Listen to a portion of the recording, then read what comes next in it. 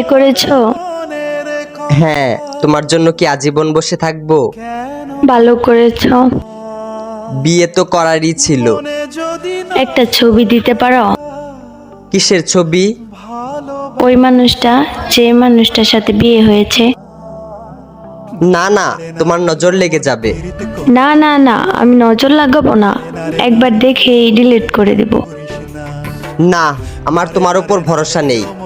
আমি ওর উপর কারো নজর লাগতে দেই না। তোমাকে আমার কসম, যদি আমাকে কোনোদিন ভালোবেসে থাকো তাহলে তার ছবি দাও। যে আখি জলে ওরে মন প্রেমের ব্যথায় বুকের খাতা এইটা তো আমার ছবি।